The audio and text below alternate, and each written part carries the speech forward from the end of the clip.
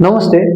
आज हामी PL appropriation account सिक्न जाँदैछौँ र पिएल एप्रोप्रिएसन एकाउन्ट भनेको चाहिँ क्लास 12 मा आउँछ है त। क्लास 12 मा चाहिँ ट्रेडिङ एकाउन्ट अनि पिएल एकाउन्ट पछि हामीले पिएल एप्रोप्रिएसन एकाउन्ट बनाउनु पर्छ अनि बल्ल हामीले ब्यालेन्स सिट बनाउनु पर्छ है त। क्लास 12 मा चाहिँ क्लास 10 र 11 मा चाहिँ पिएल एप्रोप्रिएसन एकाउन्ट काम लाग्दैन, बनाउनु पर्दैन, सिक्नु पर्दैन। अब यो पिएल एप्रोप्रिएसन एकाउन्ट भनेको चाहिँ के हो र यो चाहिँ हामीले क्लास 12 मा मात्र किन गर्नुपर्छ, किन सिक्नुपर्छ, पहिला त्यो बुझौँ। त्यसपछि पिएल एप्रोप्रिएसन एकाउन्टको फर्मेट बनाउँछौँ, त्यसमा के जान्छ त्यो म तपाईहरुलाई बुझाइदिन्छु। एकदम सजिलो छ, अल्छी नगरिकन हेर्नु होला है त। पहिला म अलिकति डिटेल तपाईहरुलाई बुझाउँछु है त किन यो हामी 12 मै पढ्छौँ भनेर। यहाँ हेर्नु है, एकदम सजिलो छ यो एकाउन्ट, लास्टै सजिलो छ। पिएल भनेको चाहिँ प्रफिट अर लस, हामीलाई थाहा छ प्रफिट अर लस, तर एउटा बिजनेसमा त प्राय प्रफिटै हुन्छ। ल प्रफिट भन्नु बुझौँ है। एप्रोप्रिएसन भनेको चाहिँ बाँडफाँड गर्ने के, बाँड्नु। एप्रोप्रिएसन भनेको के हो रे, बाँड्नु। प्रफिट भयो भने चाहिँ सबै आफ्नो गोजीमा राख्न मिल्दैन। जो लगानीकर्ता छन्, जो इन्भेस्टर छन्, जसले बिजनेसमा पैसा लगाएको छन्, तिनीहरूलाई पनि हामीले बाँड्नु पर्यो।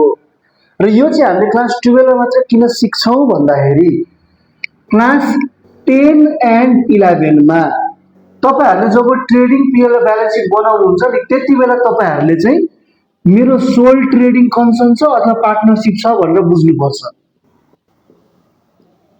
के बुझ्नुपर्छ? मेरो बिजनेस जुन छ त्यो चाहिँ सोल ट्रेडिङ हो भन्नाले म एक्लैले चलाइरहेको छु अथवा पार्टनरशिपमा छ, मतलब कि म 2-3 जना पार्टनर मिलेर चलाइरहेको छु भनेर सोच्नुपर्छ। र त्यस्तो केसमा चाहिँ पिएल एकाउन्ट बनाएपछि एक्लै छ भने त आफ्नै गोजीमा राख्यो, पार्टनरहरु पनि छन् भने त आफ्नै गोजीमा राख्छन्, अरु कसैलाई बाँडिराख्नु पर्दैन।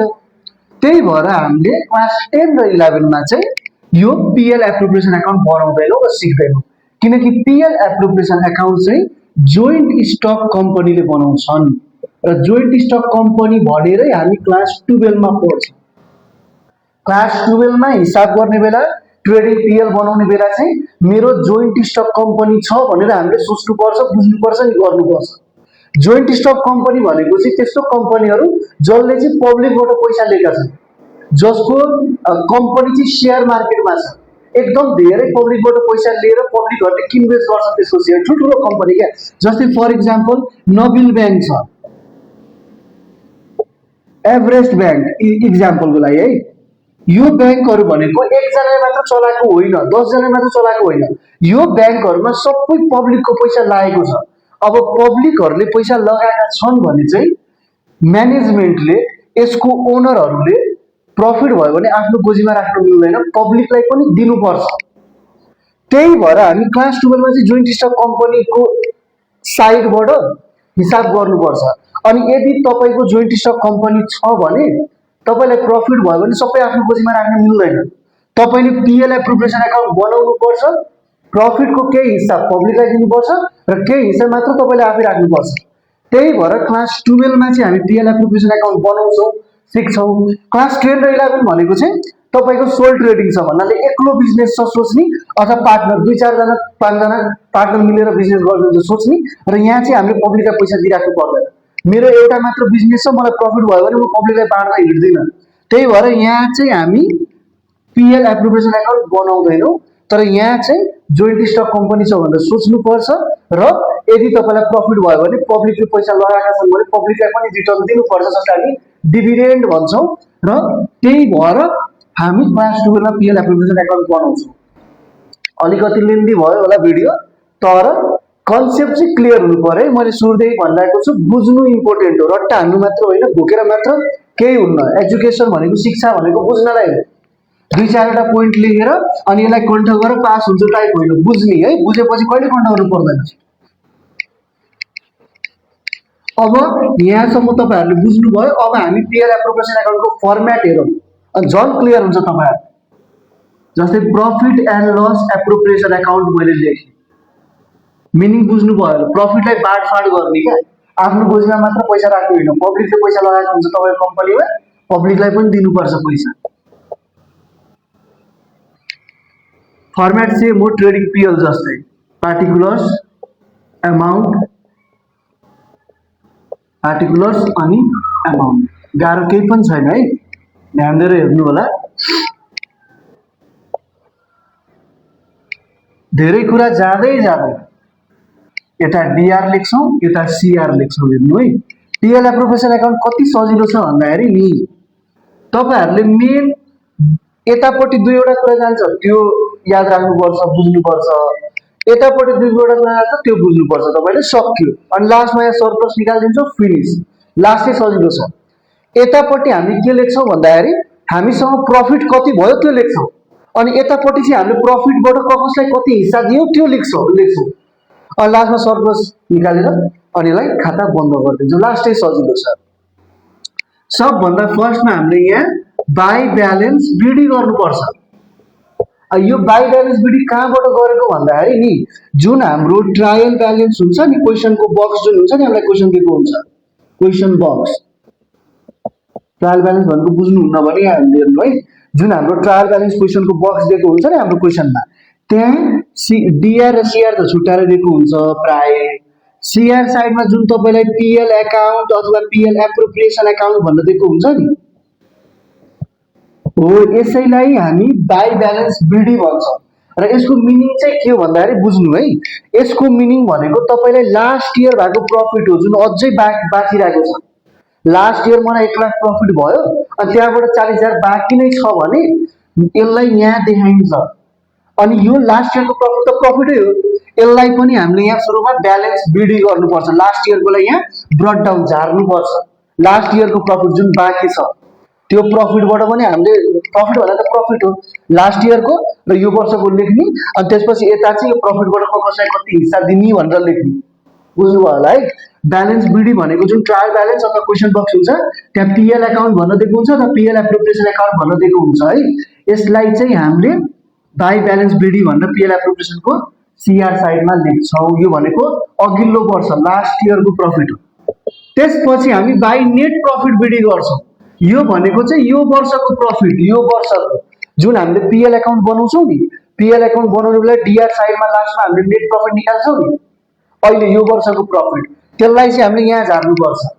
यो चाहिँ अघिल्लो वर्षको प्रफिट जुन यसरी दिएको हुन्छ क्वेसन बक्समा ट्रायल ब्यालेन्समा, यो चाहिँ करेन्ट इयरको यो वर्षको प्रफिट जुन हामीले पीएल एकाउन्टमा लास्टमा निकाल्छौँ हो। यो दुईटालाई हामी सिआर साइडमा लेख्छौँ, किनकि प्रफिट हो, फाइदा हो। सिआर भनेको फाइदा हो, डिआर भनेको घाटा हो, खर्च हो। बाई ब्यालेन्स बिडी भनेको अघिल्लो वर्षको profit, by net profit BD भनेको चाहिँ यो वर्षको प्रफिट। यति दुईवटा कुरा मात्र जान्छ यहाँ, मात्र त सरी मेन जाने भनेको यही दुईवटा कुरा हो। त्यसपछि यो जुन हामीलाई प्रफिटहरू भयो नि, यो प्रफिटबाट कसलाई कति हिस्सा दिने त्यो हेर्नुपर्छ हामी। सबभन्दा फर्स्टमा त हामीले प्रपोज डिभिडेन्ड लेख्नुपर्छ यहाँ।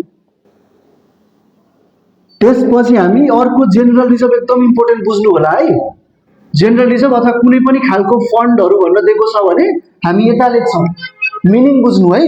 प्रपोज्ड डिभिडेन्ड भनेको, डिभिडेन्ड भनेको हाम्रो कम्पनीमा जुन जसले पैसा लगाएका छन् नि, इन्भेस्ट गरेका छन् नि, तिनीहरूलाई हामीले वर्ष सकेपछि त्यो पैसा लगाए बापत हामीले केही न केही रिटर्न दिनुपर्छ। त्यो चाहे पर्सेन्ट जति पर्सेन्ट भए पनि, बोनस सेयर होस् अथवा क्यास होस्, जसरी भए पनि पैसा लगाउने मान्छेले त फ्रीमा त पैसा लगाउँदैन। हामीलाई प्रफिट भयो भने केही हिस्सा तिनीहरूलाई बाँडिदिनुपर्छ, त्यसैले हामी डिभिडेन्ड भन्छौँ। जोइन्ट स्टक कम्पनी भएपछि गर्नुपर्छ त्यो डिभिडेन्ड। अब आफै सोच्नु न, तपाईँको जोइन्ट स्टक कम्पनी छ, तपाईँ डिभिडेन्ड दिँदै हुन्छ त घाटा हुन्छ, त्यही भएर मैले डिआर साइडमा लेखेको र प्रफिटबाटै दिइन्छ यो डिभिडेन्ड, त्यही भएर पीएल एप्रोप्रिएसनमा लेखिन्छ। अर्को भनेको आयो तपाईँहरूले बुझ्नुभयो होला है, डिभिडेन्ड भनेको हाम्रो बिजनेसमा लगानी गर्ने मान्छेले हामीले केही न केही रिटर्न दिनुपर्छ हरेक वर्ष सकेपछि। जेनरल रिजर्भ अथवा फन्ड भनेको चाहिँ के हो भन्दाखेरि नि, जस्तै तपाईँलाई प्रफिट भयो भने सबै प्रफिट खर्च गरिदिन्छ भने त्यो राम्रो बिजनेस होइन क्या। 1 लाख प्रफिट भयो भने 1 लाख ब्याङ्कमै पार्टी गरेर खर्च गरिदिन्छ र कुनै कुरामा लगाइदिन्छ, जेसुकै होस्, ए प्रफिट भयो आहा आहा भनेर गरिदिन्छ भने त्यो राम्रो होइन। प्रफिट हुन्छ भने एउटा जोइन्ट स्टक कम्पनीले, ठुलो बिजनेसले फ्युचरको बारेमा नै सोच्नुपर्छ। फ्युचरमा केही नराम्रो हुन्छ भनेर सोच्नुपर्छ, दिमागमा राख्नुपर्छ, अनि अहिलेदेखि नै प्रफिटबाट केही पर्सेन्ट छुट्याउँदै जानुपर्छ। त्यसैले हामी जेनरल रिजर्भ भन्छौँ क्या। रिजर्भ भनेको केही पैसा हामीले यत्तिकै राखेको छौँ क्या, ताकि पछि हामीलाई गाह्रो साह्रो पर्यो भने चाहिँ हामी त्यसलाई युज गर्न सक्छौँ। प्रफिटबाटै छुट्याइन्छ, त्यही भएर यसलाई हामी डिआर साइडमा लेख्छौँ। प्रफिटको पैसा हामीले छुट्टाएर राखिदिन्छौँ क्या, अलिअलि पैसा 1 लाख भयो भने 10,000 यतिकै छुट्टाएर राखिदिनु क्या, पछि केही समस्या पर्यो, महामारी आइदियो कोभिड जस्तो, अथवा कुनै आन्दोलन भइदियो भने त्यति बेला स्यालेरी दिनु पर्यो, डिभिडेन्ड दिनु पर्यो, त्यसको लागि चाहिँ हामी अगाडिदेखि नै केही फन्ड अथवा रिजर्भ चाहिँ छुट्टाएर राख्छौँ प्रफिटबाट। त्यसैले हामी जेनरल रिजर्भ भन्छौँ, यसलाई हामी डिआर साइडमा लेख्छौँ। यति हो पिएल एप्रोप्रिएसन एकाउन्टमा। यता दुईवटा कुरा, यता दुईवटा कुरा, लास्टमा हामीले निकाल्नु पर्ने भनेको चाहिँ सरप्लस। अब हामीसँग कति प्रफिट बाँकी छ त्यसैलाई हामी सरप्लस भन्छौँ। जुन यता हाम्रो प्रफिट थियो नि, यो प्रफिटहरूबाट हामीले यो दुईवटा कुरा दिएपछि कति बाँकी रहेको प्रफिट, फर्मुला त्यही हो, सिआर माइनस डी। कति प्रफिट थियो, कति पैसा थियो यहाँ, माइनस यो बाँडेपछि अब कति खर्च भयो घटाउने, अनि अब कति बाँकी छ त्यो यहाँ लेख्ने, लास्टमा टोटल गरिदिने, बराबर आउँछ। डेफिसिट पनि आयो भने यता हामी डेफिसिट लेख्छौँ, तर हप्ता क्वेसनमा डेफिसिट भएको हुँदैन। यदि आयो भने तपाईँहरूले ख्याल राख्नु होला, डेफिसिट आयो भने हामी बाई डेफिसिट अनि डिआर माइनस सिआर गर्छौँ है त। यो भयो तपाईँको PL appropriation account. I hope तपाईँले कन्सेप्ट बुझ्नुभयो होला है। जस्ट कहाँ के जान्छ त्यो कन्ट गरेर हुँदैन, बुझ्यो भने कहिले कन्टै गर्नु पर्दैन। तपाईँहरूले बुझ्नु होला। Thank you very much. अनि यो भिडियोलाई चाहिँ लाइक, कमेन्ट, सेयर र च्यानललाई सब्सक्राइब गर्न नबिर्सिनु होला। धन्यवाद।